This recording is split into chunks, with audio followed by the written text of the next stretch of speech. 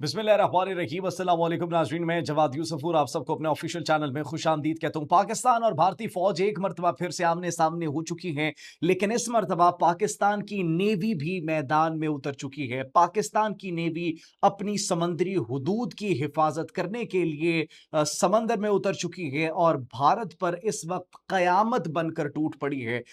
हमारी जो नेवी है उसके कमांडोज ने महाज संभाल लिया है। एसएसडी कमांडोज ने, हमारी आर्टिलरी इस वक्त पहुंच चुकी है, हमारे एसएसजी कमांडोज वहां पर मौजूद है, हमारे डिफेंस सिस्टम्स वहां पर मौजूद हैं, हमारे ड्रोन्स वहां पर पहुंच चुके हैं। सरक्रीक का तनाज़ा एक मर्तबा फिर से उठता हुआ दिखाई दे रहा है और गोदी मीडिया की चीखें मरीख तक सुनाई दे रही है कि पाकिस्तान ने अब तक की सबसे बड़ी डिप्लॉयमेंट भारत की सरहद पर, भारत के समंदर के ऊपर कर दी है।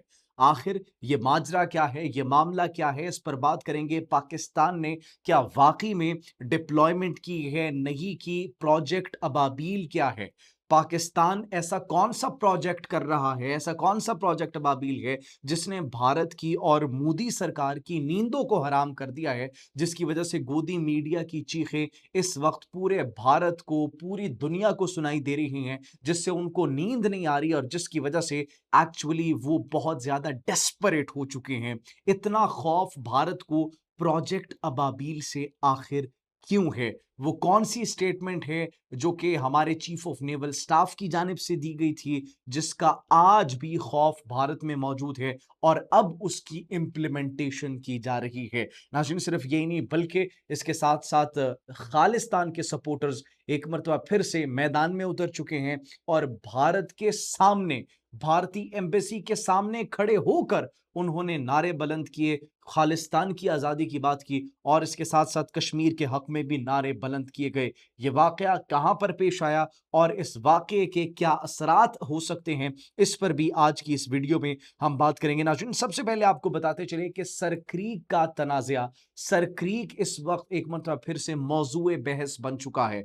भारतीय मीडिया में इस वक्त सरक्रीक तनाज़े के हवाले से चीखों पुकार सुनाई दे रही है। सरक्रीक एक्चुअली 96 किलोमीटर की वो समंदरी पट्टी है जो कि भारत और पाकिस्तान को सेग्रीगेट करती है और ये सिंध के इलाके में मौजूद है। एक तरफ भारत का गुजरात है तो दूसरी तरफ सिंध है। सिंध का इलाका ठट्टा है और बीच में आती है ये सरक्रीक की पट्टी, 96 किलोमीटर की समंदरी पट्टी, जिसके ऊपर भारत क्लेम करता है कि ये हमारी है और इसके इधर जो सिंध का कुछ एरिया उस पर भी भारत क्लेम करता है। ये भारत इसको एक मुतनाज़ इलाका कहते हैं, लेकिन ये एक्चुअली पाकिस्तान का इलाका है।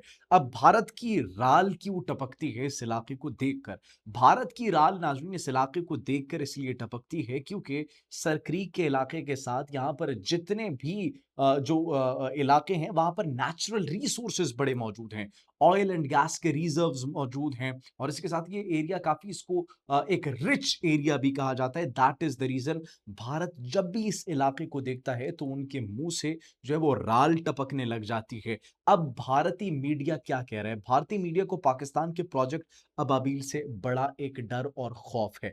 पाकिस्तान ने अभी तक इसकी ऑफिशियल कंफर्मेशन नहीं की कि प्रोजेक्ट अबाबील क्या है, लेकिन पाकिस्तान ने एक बात की कंफर्मेशन की है। वो कंफर्मेशन ये है कि पाकिस्तान मिलिट्री की डिप्लॉयमेंट और इंफ्रास्ट्रक्चर बिल्ड कर रहा है सरक्रीक के इलाके में। आज से 9-10 माह पहले चीफ ऑफ नेवल स्टाफ का विजिट होता है सरक्रीक के इलाके का, वो दौरा करते हैं और उसमें कुछ होवर क्राफ्ट्स जो है वहां पर ताइनात की जाती हैं। अब ताइनात करने के साथ साथ एक उनकी बड़ी इंपॉर्टेंट स्टेटमेंट थी, वो मंजर आम पर आती है। वो स्टेटमेंट जिसने नरेंद्र मोदी की नींदों को हराम कर दिया। वो स्टेटमेंट ये थी एडमिरल नवीद अशरफ की जानिब से कि हम अपनी खुद मुख्तारी और सरक्रीक से जिवानी तक अपनी समंदरी हुदूद की हिफाजत करना जानते हैं। तो भारतीय सरकार और ये भारतीय फौज, भारतीय नेवी किसी गलतफहमी में ना रहे। एक कदम अबूर करने की, एक कदम यहां पर आने की कोशिश की जाएगी समुद्री हुदूद की खिलाफ वर्जी, वो पांव काट देंगे, वो हाथ काट देंगे जो समुद्री हुदूद की खिलाफ वर्जी करेगा। फिर उसके बाद मिलिट्री की डिप्लॉयमेंट। अब नरेंद्र मोदी का जो गोदी मीडिया है वो क्या चीख रहा है? वो ये चीख रहा है कि पाकिस्तान वहां पर heavy infrastructure, military infrastructure buildup कर रहा है। पाकिस्तान ने नेवल एसएसजी कमांडोज वहां पर भेज दिए हैं।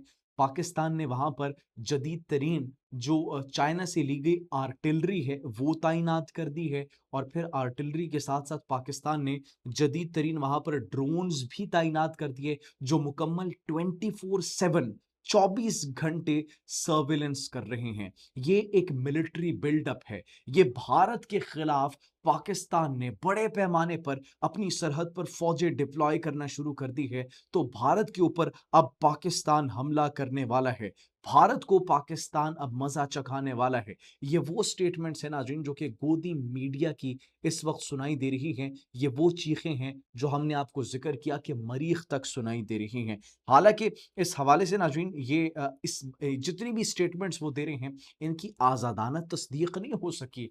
लेकिन ये उनके सिक्योरिटी ज़राए इस बात की और ये इन खबरों की जो है वो स्टेटमेंट्स इस वक्त सोशल मीडिया के ऊपर और उनके इलेक्ट्रॉनिक मीडिया के ऊपर दे रहे हैं कि पाकिस्तान ने बड़ा एक मैसिव बिल्डअप कर लिया है भारतीय सरहद के करीब। अब पाकिस्तान की जो डिप्लॉयमेंट की बात है, पाकिस्तान ने पहले ही कहा था कि पाकिस्तान अपनी सरहदों के दिफा को मजबूत करेगा। पाकिस्तान अपनी सरहदों के दिफा के साथ साथ अपनी समुद्री हदूद के दिफा को भी मजबूत करेगा।